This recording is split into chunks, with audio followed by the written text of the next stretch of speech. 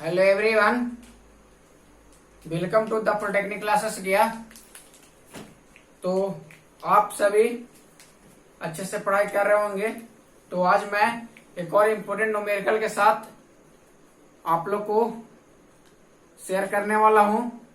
तो आप ध्यान से देखिएगा क्योंकि बहुत इंपोर्टेंट न्यूमेरिकल है और 6 मार्क्स में आपसे पूछा गया है।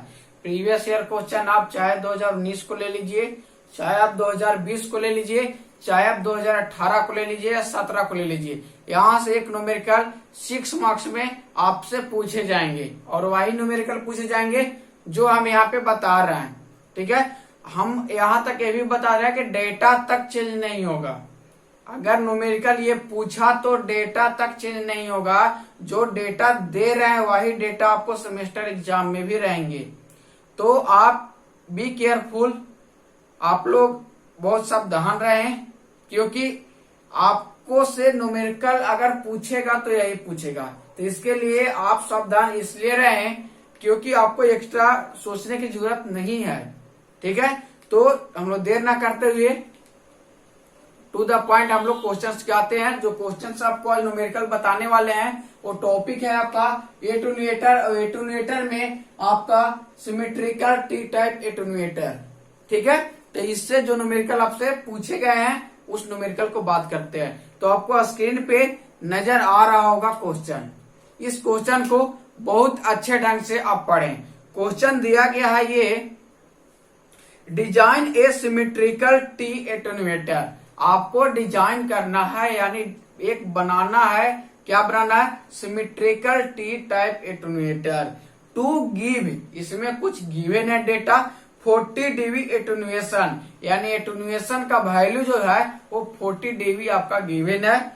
टू है कैरेक्टरिस्टिक इम्पीडेंस 4 यानी 400 ओम और कैरेक्टरिस्टिक इम्पीडेंस आपका 400 ओम दिया गया है। ठीक है, तो आप क्वेश्चन को 2 से 3 बार पढ़ें।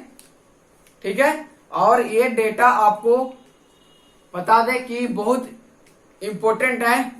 यही डेटा आपको एग्जाम में पूछा जाएगा और यही डेटा एग्जाम में पहले पूछा भी गया है। ठीक है, तो आपको हम क्वेश्चन जो दे रहे हैं वो डायरेक्ट आपका प्रीवियस ईयर क्वेश्चन को आपको नजर आ रहा होगा स्क्रीनशॉट में जो किया हुआ है। वो 6 मार्क्स में आपसे पूछा गया है। कितने मार्क्स में? 6 मार्क्स में। क्वेश्चन नंबर कितना है? तो 11 है। तो इस तरह का क्वेश्चन आपसे पूछा जाएगा। ये प्रीवियस ईयर में हर एक ईयर पूछा गया है तो आपसे पूछा जाएगा। तो चलिए इसका सोल्यूशन इजी वे में हम लोग किस तरह करेंगे। ठीक है, आइए हम लोग देखते हैं। तो आप हर एक स्टेप को अच्छा से देखिएगा, आपको समझ में आएगा।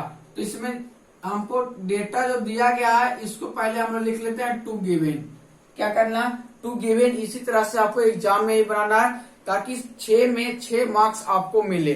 ठीक है, तो सबसे पहले यहाँ जो दिया गया है मेरा एटेन्यूएशन, एटेन्यूएशन जो डीबी में दिया गया है इसको हम लोग डिनोट करते हैं क्या? डी से। तो डी से डिनोट करते हैं। इसका वैल्यू जो दिया गया आपका 40 dB आपका दिया गया। कितना?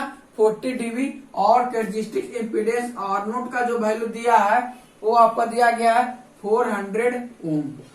400 ओम ये आपका दिया गया है। और यहाँ से आपको सॉल्यूशन करना है, बनाना है। तो आपको सॉल्यूशन यहीं से स्टार्ट हो चुका है। तो अगर आपको ऐसा दिया रहे, आपको डिजाइन करना है क्या? T type attenuator. तो टी टाइप एटेन्यूएटर आपको जब डिजाइन करना है तो देखिए टी टाइप एटेन्यूएटर कुछ इस तरह बनता है। उसको हम लोग आपको बना करके दिखाते हैं कैसा बनता है। तो यहाँ पे ये आपका टी टाइप एटेन्यूएटर है। ये आपका टी टाइप जब सिमेट्रिकल ये बोल चुका है तो सिमेट्रिकल जब ये बोल चुका है तो ये क्या होगा? ये सीरीज इम्पीडेंस दोनों का क्या होगा? आपका इक्वल होना है। आपका शंट इम्पीडेंस क्या होना चाहिए? आपका R2 होगा।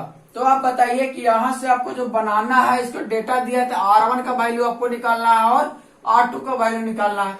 तो आप पढ़े होंगे डिजाइन करते हैं किस तरह से। तो हम लोग देखे थे कि R1 को जब वैल्यू हम लोग निकाले थे तो इसका एक वैल्यू आया था। तो इसका आप बता दें कि अभी देखिए ये सब आपको समझाने के लिए बता रहे हैं, एग्जाम में आपको किस तरह बनाना है वो चीज आपको देखिएगा। देखिए एग्जाम में कोई भी न्यूमेरिकल पूछा जाता है तो बस इतना आपको केयरफुली ध्यान रखना है कि मेरा गिवन डेटा क्या है और निकालना क्या है।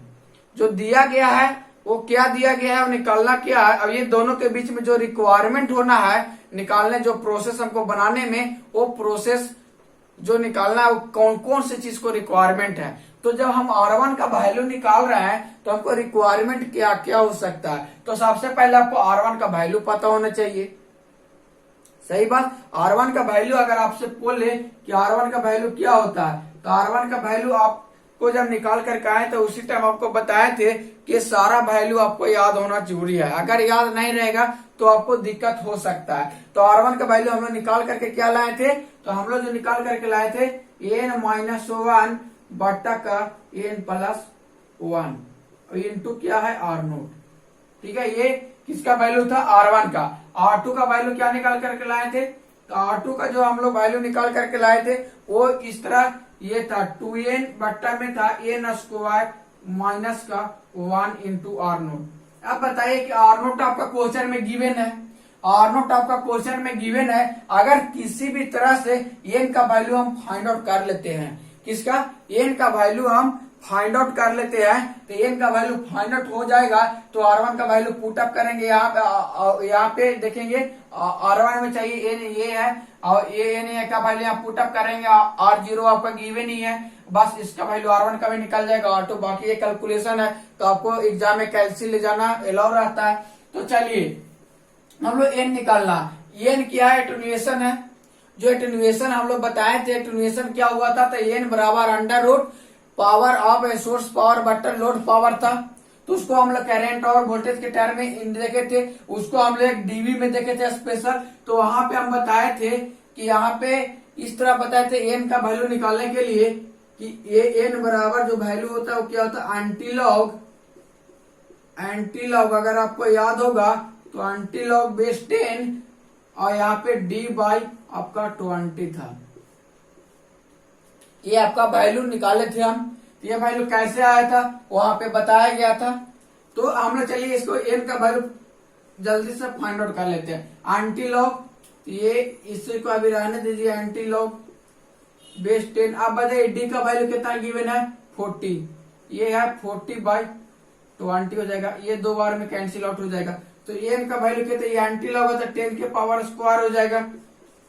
तो ये इनका वैल्यू कितना आएगा आपका 100। अब इनका वैल्यू आपका 100 आ गया तो आप बताइए आप क्या नहीं बना लीजिएगा। ये तो आप 10th क्लास या 9th क्लास के बच्चे को भी बोलेंगे कि यहाँ पे एन का वैल्यू बाबू यहाँ पे एन बराबर पुट कर दो, R0 बराबर 400 यहाँ दिया है, पुट करो, R1 का वैल्यू निकाल दो। तो बस जो मेरा दिमाग यहाँ पे लगाना था कि जब R1 का वैल्यू निकालना है तो माइंड में सेटअप होना चाहिए कि R1 निकालने के लिए क्या क्या का हमको रिक्वायरमेंट होना चाहिए, क्या क्या उसको निकालने के लिए हमको जरूरत चाहिए कि R1 का वैल्यू निकाल रहे हैं तो हमको क्या जरूरत है। उस जरूरत को यहाँ पे हम लोग देखेंगे। वो जरूरत अगर पूरा हो जाए तो R1 का वैल्यू ऐसे ही पता चल जाएगा। अब R1 का हमको फार्मूला ही नहीं पता है, कहेंगे कि R1 का वैल्यू निकालना है, तो कैसे पॉसिबल है भाई, ये तो पॉसिबल है ही नहीं। तो R0 आपका गिवन था, एन आपका गिवन नहीं था, यानी एटेन्युएशन आपका गिवन नहीं था, बस नहीं गिवन था, हमने एन निकाल लिया। सिंपली फार्मूला है एन एंटीलॉग। इसका जो फार्मूला कहां से आता है तो आपका डी बराबर जो फार्मूला आता है 20 लॉग, ये आता है 20 लॉग बेस 10। आपको यहाँ पे आपका एन आता है, बस यही एन का वैल्यू हम लोग निकाले थे यहाँ से। तो ये फार्मूला जिन स्टूडेंट को ये पता होगा वो ये निकाल सकते हैं, जिन स्टूडेंट को ये फार्मूला पता होगा वो ये वैल्यू निकाल सकते हैं, और जो ये कर सकते हैं वो एन का वैल्यू निकाल सकते हैं। तो आपको यहाँ बता दे किस तरह से निकाले। अब चलिए हम लोग आगे की ओर सोल्यूशन करते हैं। तो हम लोग को आगे की ओर क्या है, सिंपली एन बराबर जो हमको वैल्यू फाइंड आउट आकर के कितना आया, तो ये मेरा 100 आया। इसलिए हम लोग करते हैं बी नो डैट, यहां लिखेंगे बी नो डैट। तो हम लोग जानते क्या है, जानते यही है कि R1 इक्वल टू क्या होता है, तो n-1 बट्टा n प्लस क्या होता है 1 इंटू आपका R0 होता है। तो यहां से R1 का वैल्यू, n का वैल्यू 100 माइनस 1 और 100 प्लस 1 हो जाएगा, इंटू क्या हो जाएगा आपका 400 हो जाएगा। अब इसका वैल्यू आप कैलकुलेट करके बताइए कितना आएगा। यहाँ पे हो जाएगा 99 इंटू 400, y हो जाएगा 101। इसको बताइए कितना कैलकुलेट करके आएगा। आप लोग कैलकुलेटर सामने रखिए, बताइए। तो सभी स्टूडेंट इसको करने का ट्राई करिए। इसका वैल्यू जो आपको फाइनल वैल्यू निकाल करके आएगा वो देखिए हम कैलकुलेट करके रखे हुए हैं, वो आएगा 392 आपका आएगा 079। आपका ये वैल्यू एक आएगा किसका, R1 का, इतना ओम आएगा। ठीक है, अब हम लोग R2 का वैल्यू निकालेंगे। R2 बराबर क्या है, तो R2 बराबर है आपका 2n बट्टा में n स्क्वायर माइनस को 1 इंटू क्या है, R0 है। तो आप बताइए 2 इंटू n बराबर क्या है, 100 है, 100 रख दिए। अब n बराबर हम लोग 100 के क्या स्क्वायर करेंगे, -1 इंटू क्या हो जाएगा आपका 400 हो जाएगा। तो R2 बराबर क्या आ जाएगा, आप लोग फाइंड आउट करके बताइए। तो R2 बराबर ये आएगा, आपको पूरा कैलकुलेट करने के बाद फाइनल इसका वैल्यू जो आएगा 8 यहाँ पे आएगा 8 पॉइंट आपका 000 ऐसे आएगा। आपको देखिए कैलकुलेशन कर लीजिएगा, इतना ओम अप्रोक्सीमेट वैल्यू, अप्रोक्सीमेट आपका इतना ओम वैल्यू आएगा। तो ये आपका क्या होगा, R1 और R2 का क्या हो गया, ये आपका वैल्यू हो गया। ठीक है, R1 और R2 का आपका ये वैल्यू हो गया। तो ये R1 R2 का आपको वैल्यू हो गया। तो यहां से आप करना क्या है आपको कि डिजाइन करना है। तो ये इतना दोनों वैल्यू निकालने के बाद आप इसको ये आप इस तरह से इसको कवर ये कर दीजिएगा। यहाँ पे इस करने से होता क्या है, इस सर थोड़ा सा अट्रैक्टिव कॉपी में होगा। आप इसको सिंपली R1 का वैल्यू यहाँ पे पुटअप कर दीजिएगा। R1 बराबर कितना आया 392, और ये यहाँ पे इस तरह लिखेगा डिजाइन। ये यहाँ पे लिख देना है आपको, जो क्वेश्चन में गिवन था कि डिजाइन एसिमेट्रिकल टीटैप एटेन्यूएटर। तो यहाँ पे design asymmetrical T type attenuator is below, और यहाँ पे R1 का वैल्यू लिख दीजिएगा कि R1 बराबर क्या आया है मेरा 392.079। यहाँ पे भी लिख दीजिएगा 392.079। और R2 बराबर कितना वैल्यू आएगा, तो ये वैल्यू आएगा 8.000 आपका 8 ओम, इस तरह से आएगा।